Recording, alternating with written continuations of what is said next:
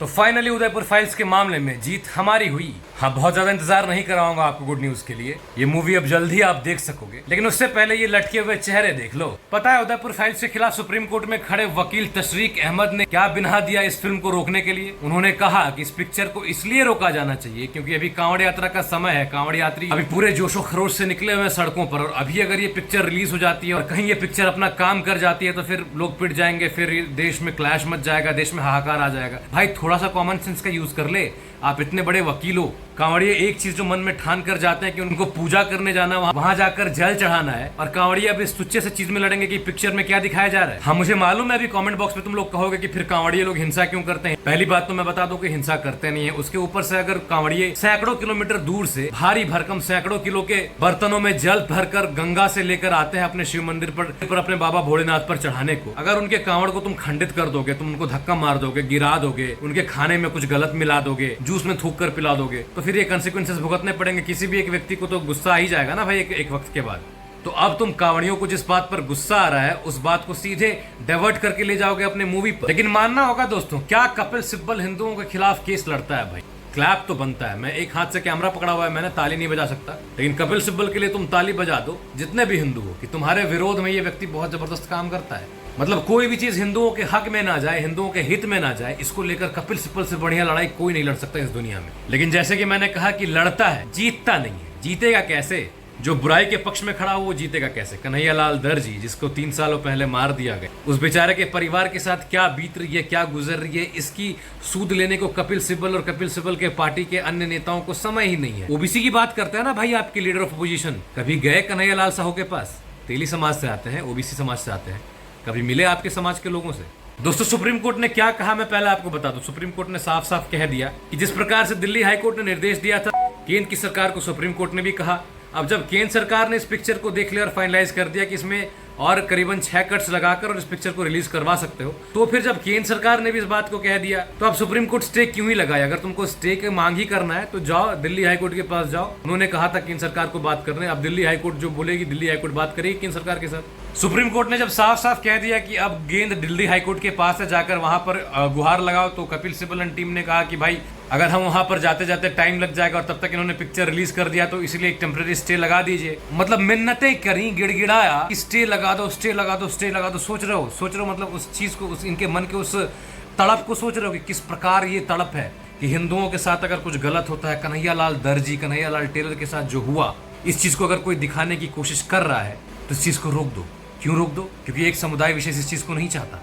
अरे दिन भर जातिगत राजनीति करने वाले, SC ST OBC के मसीहा बनने की कोशिश करने वाले कभी तो कन्हैयालाल साहू के घर पे जाते। एक तो वो OBC भी है, ऊपर से पीड़ित भी है, उनके सर से उसके बाप का, उनकी माँ के सर से उसके पति का साया छीन लिया गया है, कभी तो जाते देखते ना भाई।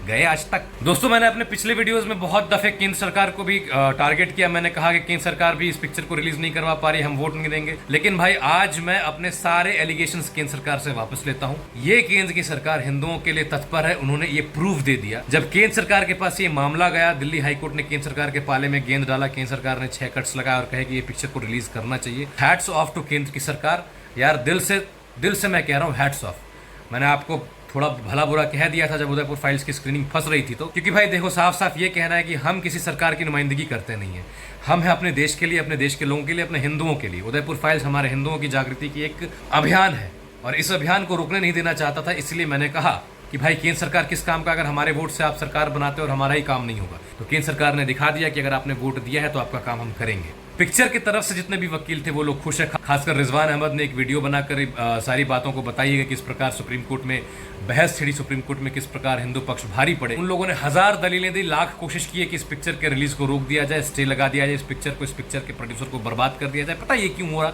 ये इसलिए हुआ क्योंकि ये जो इकोसिस्टम है ना, अरशद मदनी, कपिल सिब्बल और ऐसे लोगों का जो इकोसिस्टम है, ये लोग कभी चाहते नहीं कि हिंदुओं की आवाज ऊपर उठे। अगर हिंदुओं की आवाज ऊपर उठने लगेगी तो फिर हिंदुओं को प्रताड़ित कैसे करेंगे? दूसरा कन्हैयालाल दर्जी कैसे आएगा?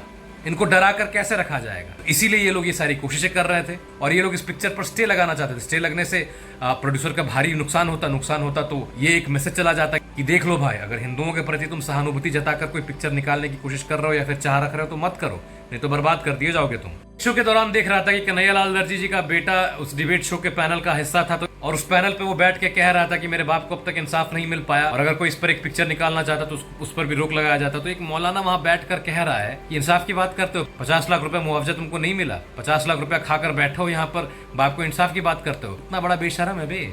मतलब कल को तुम्हारे टोटे कर दिए जाए और तुम्हारे बेटे को 50 लाख रुपए थमा दिया जाए, तुम बिक जाओगे। तुम्हारे बेटे के टोटे कर दिया जाए और तुमको 50 लाख थमा दिया जाओ, तुम खुश हो जाओगे?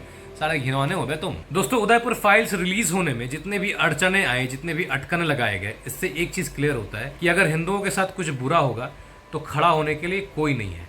चाहे वो ओबीसी हो, एससी हो, एसटी हो, कोई भी समाज हो, तो तुम्हारे साथ खड़ा कोई नहीं होगा। इसलिए जातियों में मत बटना। जो एलओपी तुमको जाति का झुंझुना थमाने की कोशिश कर रहा है ना, कोई नहीं खड़ा होगा भाई। एग्जाम्पल है कन्हैयालाल दर्जी यहाँ पर है, अजय यादव जो मोतिहारी बिहार वाला, इसको मार दिया गया मुहर्रम के प्रोसेशन में जो गुंडे शामिल थे उसके द्वारा। मुरादाबाद में एक हमारे दलित समाज के भाई को शिव भजन बजाने पर साबिर चौक के पास पकड़कर कूट दिया गया।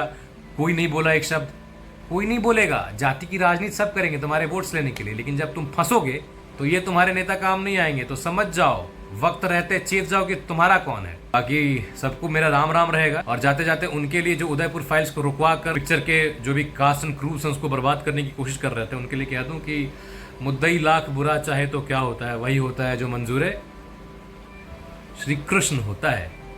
राम राम।